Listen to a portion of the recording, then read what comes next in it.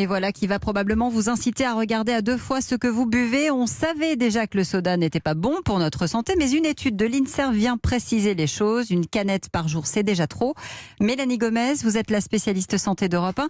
C'est notre foie qui trinque. Oui, alors ces chercheurs de l'INSERM montrent donc dans une étude qui sera présentée demain au congrès des hépatologues qu'à partir de seulement 33 centilitres de soda par jour, que ce soit du Coca, de l'Orangina, du Sprite, c'est déjà en effet toxique pour notre foie. En fait, ce qu'il se passe dans le corps, c'est que ce sucre sous forme liquide, il se transforme ensuite en graisse. Et à la longue, canette après canette, cette graisse, elle va engorger en quelque sorte le foie.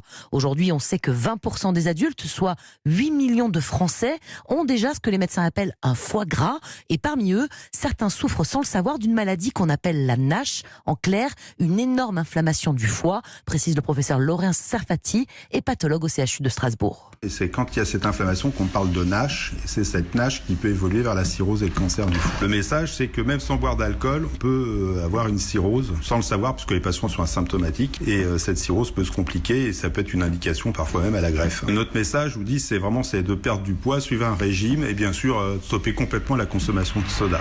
Enfin, ces médecins insistent, ce risque d'avoir un foie gras et malade, ça peut commencer dès l'enfance, donc chez les plus jeunes aussi, dès une canette par jour, le foie souffre. Résultat, pour les petits comme les grands, on oublie toutes les boissons sucrées, même les jus de fruits. La seule boisson pour garder un foie en bonne santé, c'est l'eau.